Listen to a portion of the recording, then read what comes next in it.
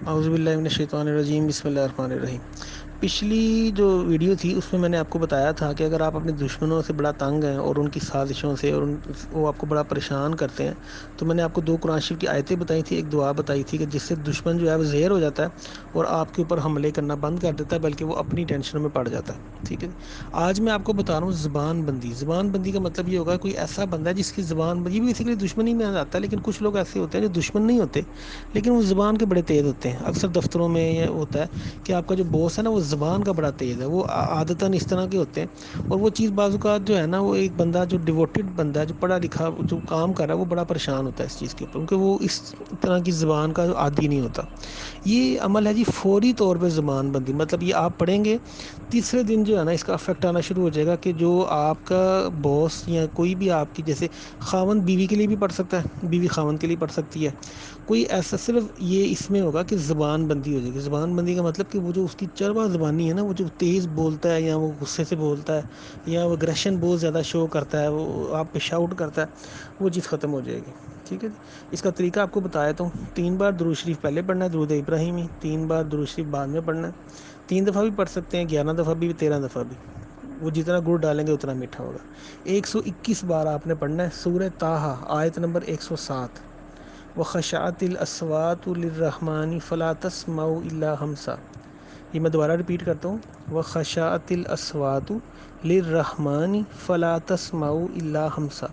سورہ طٰہٰ آیت نمبر 107۔ یہ فوری زبان بندی کا ایک مجرب ترین عمل ہے، اسے کریں، انشاءاللہ اس کے افیکٹ تیسرے دن سے نظر آنے شروع ہو جاتے ہیں۔ شرط یہ ہے کہ آپ حق پہ ہونے چاہیے۔ میرے لیے بھی دعا کریں، اور اس عمل کو پڑھنے کے لیے یہ ذہن میں رکھیں کہ درود شریف پہلے اور بعد میں، بلکہ ہر عمل میں درود شریف بہت ضروری ہے، پہلے اور آخر میں پڑھنا ہوتا ہے۔ 121 دفعہ پڑھنا ہے، ایک ٹائم رکھ لیں، عشاء کے بعد رکھ لیں یا فجر کے بعد رکھ لیں، نارملی عشاء کے بعد زیادہ آسانی سے پڑھا جاتا ہے، آپ کو اس میں ہارڈلی 5-7 منٹ لگنے ہیں، لیکن اس کے پھر کرشمے دیکھیں آپ۔ سورہ جن، اس کا ایک عمل آپ کو بتاؤں گا، یہ عمل رزق کے لیے، تنگی اگر آپ کی بڑی ہے، رزق میں پرابلم ہے، یا آپ کے ویسے حالات بڑے ٹائٹ ہیں کسی بھی وجہ سے، یہ اس کے حل کے لیے۔ نارملی لوگ یہ سمجھتے ہیں کہ سورہ جن جو ہے اسے جنات کی تسخیر کے لیے پڑھی جاتی ہے، ایسی بات نہیں ہے۔ سورہ جن قرآن شریف کی ایک صورت ہے، اس کو پڑھنے کی بڑی نیکیاں ہیں، اس میں بڑی فضیلت ہے۔ اس میں ایک واقعہ بیان کیا گیا ہے جس میں بتایا گیا ہے کہ انسانوں اور جنات کو نیکی کی ہدایت کی گئی، انہیں بتایا گیا، سمجھایا گیا نماز پڑھنا اور ایمان لانا، مسلمان ہونے کے متعلق۔ پر اس کی تفسیر بھی میں کسی دن آپ کو بتاؤں گا، لیکن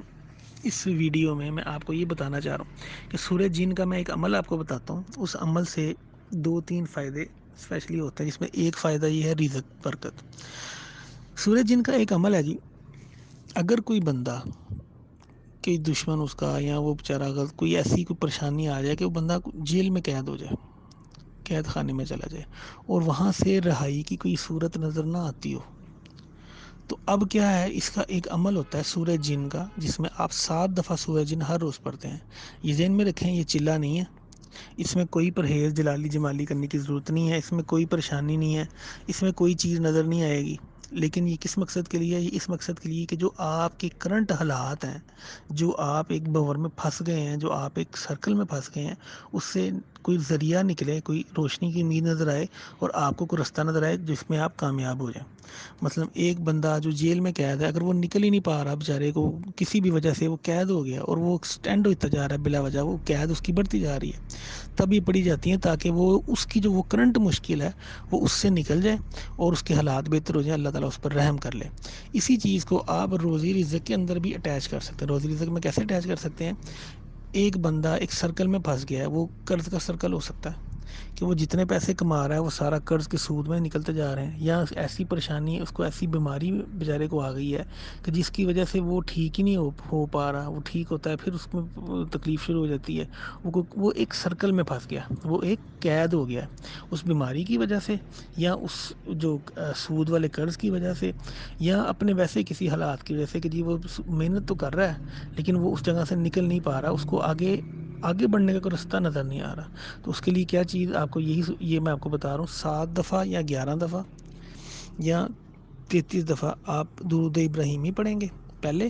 پھر 7 دفعہ سورہ جن پڑھیں گے، پھر دوبارہ 33 دفعہ درود ابراہیمی پڑھیں گے۔ اگر آپ ایزیلی پڑھ سکتے ہیں تو آپ ایک تسبیح درود ابراہیمی کی پہلے پڑھ لیں، ایک بعد میں پڑھ لیں۔ جتنا زیادہ درود ابراہیمی کو اپنی پڑھائی میں دن کے اپنی جو آپ پڑھتے ہیں نیکیوں میں ایڈ کریں گے، اتنا ہی فائدہ ہے آپ کی، اتنی ہی زیادہ جلدی دعائیں قبول ہوں گی اور آپ کی رزق میں اور آپ کی عمر میں برکت پڑے گی۔ اس لیے 7 دفعہ پڑھنا ہے، یہ اتنی بڑی صورت نہیں ہے۔ اگر آپ اس کو یاد کرنا چاہیں تو اس کو یاد بھی کر لیں، یا پھر یہ تقریباً اگر آپ 7 دفعہ پڑھیں گے نا تو یہ تقریباً آدھے سپارے کے قریب ہوگی۔ اس کا پرنٹ آؤٹ لے کے اپنے پاس رکھ لیں، یا قرآن شریف سے ویسے دیکھ کے پڑھ لیں، عشاء کی نماز کے بعد پڑھیں، زیادہ بہتر ہے۔ تو یہ آپ پڑھیں، یہ انشاءاللہ 2 مہینے کا عمل ہے، لیکن 1 مہینے کے اندر اندر ہی نا، یا اس سے پہلے بھی اللہ تعالیٰ جو ہے وہ رستے نکالنا شروع کر دیتا ہے، آپ کو امید نظر آنی شروع ہو جاتی ہے۔ مجھے اپنی دعاؤں میں یاد رکھیے گا۔ اللہ حافظ، ٹھیک ہے۔